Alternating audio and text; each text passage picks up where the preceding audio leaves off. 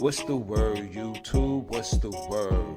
Just learning some game from Walo from $1 million worth of game on bagfuel with Esso and Hooptie Heineken.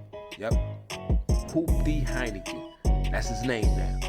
You know Walo pulled up to the city, giving free game. But for real though, somebody in the back needs to shut the fuck up! If you like this video, please like, comment, and subscribe. What is this? Bagfuel. Yo, bagfuel, 7-minute speed pod, influencer club, bodega Wednesdays, and we here.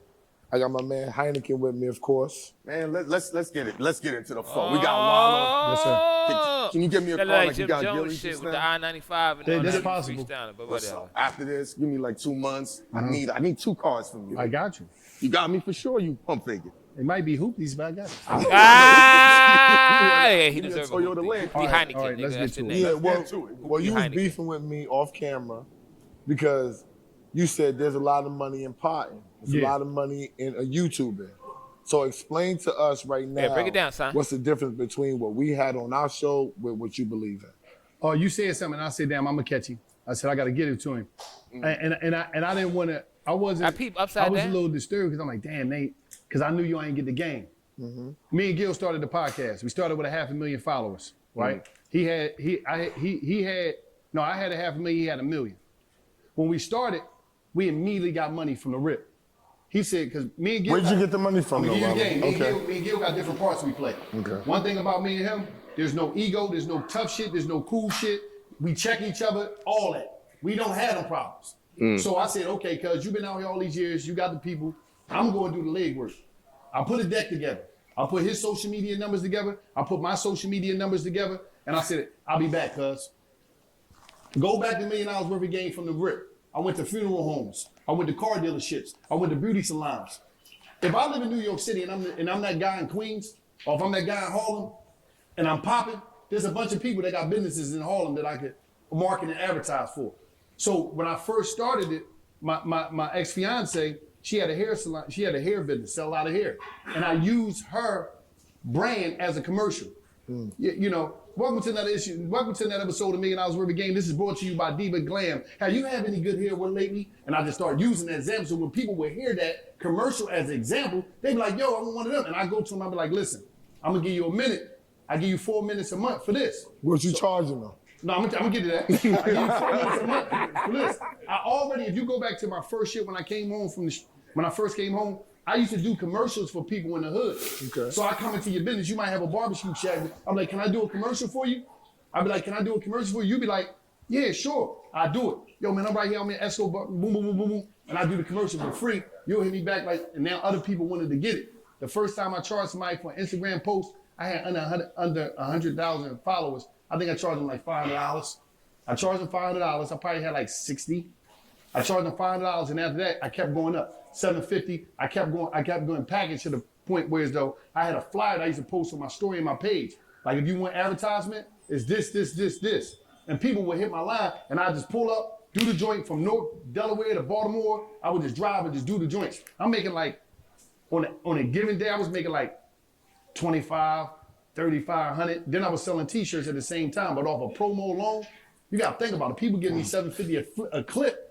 I wasn't with no cool shit. I'm from. But I gotta ask you a question, Walo, because we only got 7 minutes, No, right? fuck that 7 minutes. No, we only got 7 minutes. Fuck that Nah, 7. Nah, nigga, no. Let me give you the 7 minutes. Let me give you this. Because real talk, that's the shit that I'm saying that's not in the YouTube, and that's away from the content. That's what I'm telling people. All right, so listen. But listen, that's what I'm telling people that they need to do to make the money. There's a lot of people that's doing the content that they think they just gonna throw the content up, and that's how they're gonna make the money. Everything that you're saying, selling merch, going out, getting commercials, that's what I'm trying to tell people. That's away from the content. That's part of the business side. The brands come later. You gotta understand. I'm on there telling myself this episode of $1 Million Worth of Game is brought to you by Boyd's Funeral Home.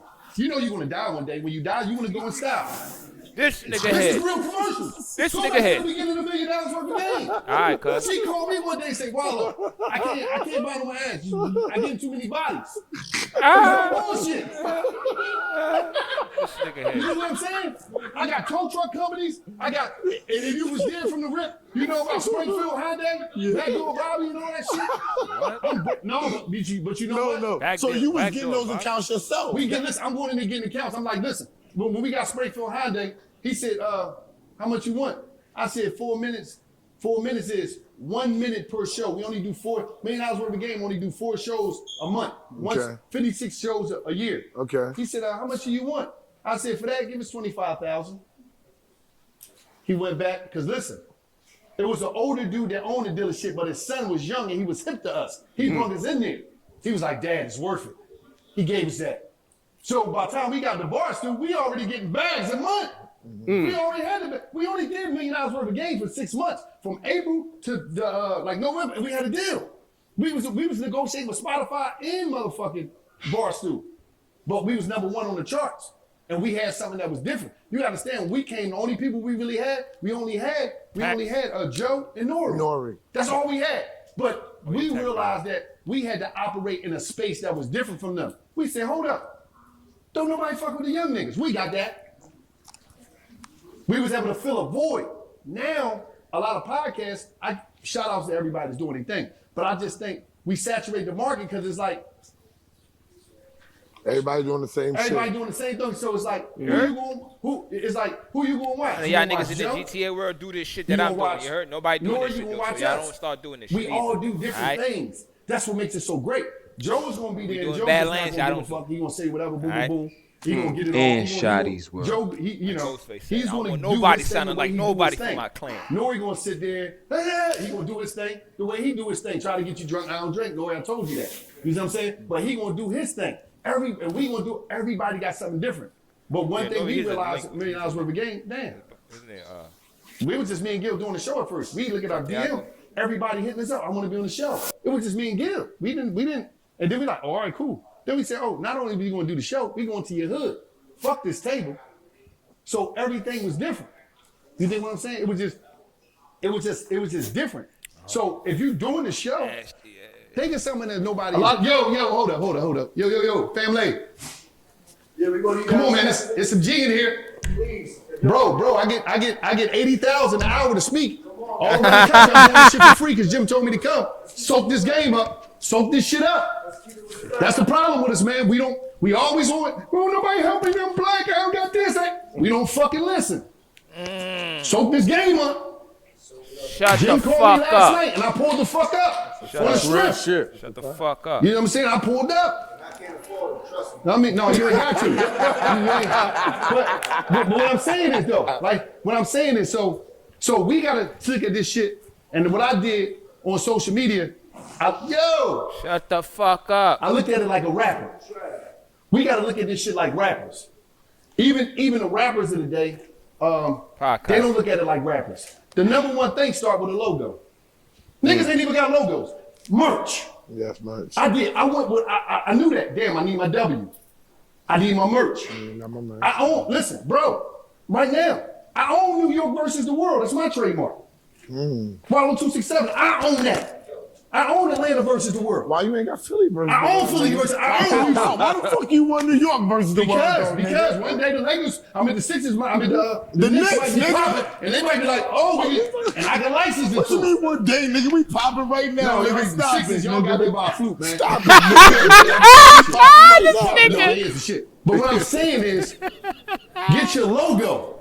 How the fuck, who you think you is? Mobb Deep had a logo. But- Nas got a logo. But- Wayne got a logo. But Walo, because we're in the creative space, right? You gotta have your brand. I feel like the creators don't understand the importance of doing business and learning business, understanding talking about promo math? and marketing yourself, understanding what Instagram is really used for. They styling with it. They're not using it as a marketing and promo machine for themselves. And then you got to incorporate the fact that you got to open up your text messages. When people are sending you stuff to your website, build your own website, get a landing spot. So in case YouTube shuts you down, You have a place where you can send your people to. Get on Patreon. You might, if you get 50 people that's gonna pay you, that's $10 a person. That's $500 per month. Take it, build, promo, and market that into yourself. They're not embracing the business side of it. Can I be honest with you? In the history of life, it only been a certain amount of kings and queens. The problem is Instagram lied and told everybody that they could be a star when they can't, bro. I'm just being real. See, let me explain something to you. Let me explain something to you. Bro, motherfuckers don't know their position. Him and Zeke. It's only one hot nigga in the neighborhood, but everybody think they could be a fucking rapper. That's why a lot of rappers can't build up a fan base. Because you rapping, right? You in the neighborhood, you the hottest nigga. I'm your man. I want to start rapping before you even take off. So now, my baby mom, my sister, everybody, they can be my fans, but they ain't gonna be your fans. Everybody got a homie that rap. When I came up, everybody be like, it ain't that many dudes that rap because only the hot niggas was rapping. Yeah, only the hot niggas. Now, anybody can rap. Listen, the most disrespectful thing you could do in the black community is tell a nigga he can't rap. He gonna shoot you till the shirt catch on fire. That's a fact. Like, bro, we don't know our lanes and we don't know how to be hype mans. Yes. I don't give a fuck what's going on. Listen, Gil, what's up? You need some blunts? I'm going to the store. I don't care where I'm at. I'm always gonna be my motherfucking hype man for my cousin. That's why we the fuck win and we kick ass out here. If I'm out of pocket, cuz you out of pocket. If he out of pocket, cuz you out of pocket. I might don't do it in public. But nobody want to be the hype man for their people. That's why nobody can win. Most of these crews out here, they never made it because there's animosity in the crew. Nigga, you ain't never been fly. You ain't never been a shit. You ain't never got no chicks. What makes you think you can be a rapper and you that guy? Nigga, why would I listen to you, nigga? I don't want to be you. I'm just being real. It's like dudes is tripping out here. Don't kill him. Yo, I got you killing that dream. No, fuck that. Joe told me to kill him. Hold up. Let me tell you about something. I'm winning right now. And I say that humbly. I'm winning right now. So I'm operating in the time of now. But let me tell you something. I grew up back in the day. And let me tell you something. If you was that nigga, you wasn't. If you wasn't, you wasn't. That's why we not seeing no DMXs no more, because this shit overcrowded and they blocking DMX. They blocking Hov. They blocking the Nas with all this other shit. Right. Because everybody, yo, come on with that rap in here. I can be somewhere driving a Ferrari right now, but I'm here with y'all. Hey, Money. She gonna be there when you leave. She gonna be, hey, my man. Hey, my man. Let me tell you something, big dog. You got your shirt off, but next time, me and you gonna be ripping it up in here. You hear me? Yeah. My man. Yeah. Your chin don't lift weights, baby. That's right. No, nigga.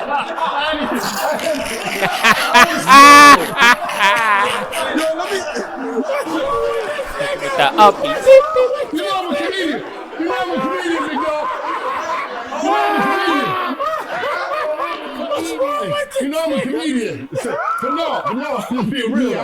But Shut the fuck up. Peep game. Shut the fuck up. Peep game. Listen. If you can make them laugh, you can make them listen. That's the black T-shirts. But I'm gonna say this. You gotta shop, but you gotta know your role. Know your strengths, align with your weaknesses. Know your strengths and hire your weaknesses.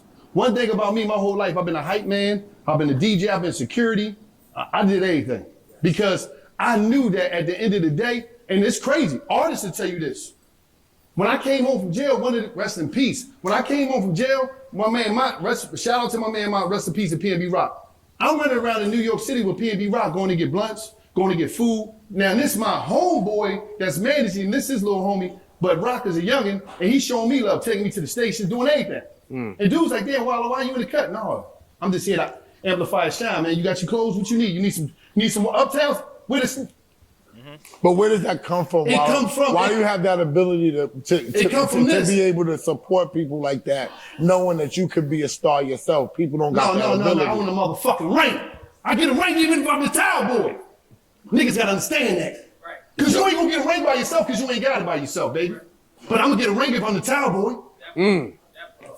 I'm gonna get a ring. Towel boys get rings? I don't want no. A towel boy get a ring? What about the niggas that mop bro, you sweat? ain't got no traction, bro. Ain't nobody, listen, you ain't selling no hard tickets, bro. That shit hype. That IG, you bought them followers, you bought them streams. You don't even move now. You ain't doing that, money.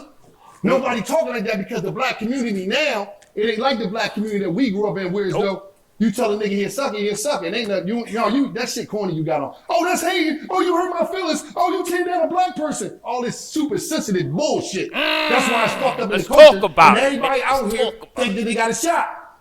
Cause you can't tell. No, that shit trash, man. That shit, you can't. Yo, you trash. Nigga gonna shoot you. I told Jimmy that when he was trying to get us to do a beat show, and I was like, Jimmy, niggas gonna be mad at me because I'm gonna be tearing niggas up inside the shit, and they gonna be looking for me. And I don't walk around with no fucking security, nigga. And the whole thing is like, everybody's not meant for business. So we don't know how to link with the people in our neighborhoods that's meant for. If you know Keisha, she always been administrators doing this thing. Why don't you get Keisha put on a team so she can get all your infrastructure together? What's the name that's the cameraman? But they don't even know about that, Walo. See, look. You're telling people to do business. They don't know about. They don't know how to put. Niggas don't know how to build a team. They don't know how to build a team. They don't. But they know everybody's fucking business. If you give them that fucking phone and be in everybody's business, you can figure out what you need to do. What the fuck is you talking about? Google, nigga. Stop giving people passes. That's why we fucked up now, ass. I'm not giving niggas passes. They don't know. I've been saying the same thing. My man been telling me this for a while, and I'm encountering niggas who don't know. You can find out. Listen, let me just say this. Outside of $1 million worth of game, I'm the cultural advisor at YouTube. I started the program. Shout out to Tuma, shout out to Leo Cohen. Tell them niggas to move my numbers better. Yeah. No, I can't do all that. That you can, nigga. Tell niggas to move my numbers, nigga. Let me explain something to you. We got a program called YouTube Avenues. We coming to New York City and bringing it. YouTube Avenues, I put experts because we look at YouTube and think it's just a computer. It's a staff of a black team that's gonna come to New York City. We're gonna educate people how to start the YouTube, how to scale on YouTube, how to monetize the YouTube. And this coming from an English, regular perspective of us talking to you, bringing my team, Rachie, Milet, Tuma Basas, Adam, Bella, everybody. But what I'm saying is this. If you could go on that fucking Instagram and know everybody business in New York City, you should have been a fuck on Google. Finally, stop giving people the what's name. The people that want to be here, the people that want to do this shit, they doing it, bro. That's that. We got to stop giving people the passes. But set your shit up right. Go on SD. You get templates of a deck. You get this templates of a deck on there. You go on Buzzsprout for the podcast. All this shit is like there for us. All these design.com. You go get a logo. You get your website domain. They give you all this shit is cheap, bro. I just think we don't want to do it because we don't really want it. And the people that want it go and do it. We don't got enough time. Hold on. I got ask him one quick question, so we got to go. Yo, in this culture, everybody loves talking about they came home through jail, but you the only dude that's like, I'm not glorifying that. No. Even though that was a cheap offer. Because it's dumb shit. It's like, bro, think about this. I did crime, went to jail, sat in there for decades. That's dickhead shit, bro. That's dumb shit. Like, I'm just being straight up. It's dumb shit. That's why I joke about being guilty, joke about it. Because it's like, come on. It's like, you can't monetize being a real nigga. You think so? You can't, bro. Being real is taking care of your children, not killing the drug dealer. So at the end of the day, when we look at it, we got to get to the point where we got to start saying, how you real because you killed somebody that looked like you? You shot in the mirror, nigga. You real for that? And we got to start reprogramming because you can't say, I want my son and my daughter to grow up to be this and grow up to be that when everything that you idolize is some bullshit.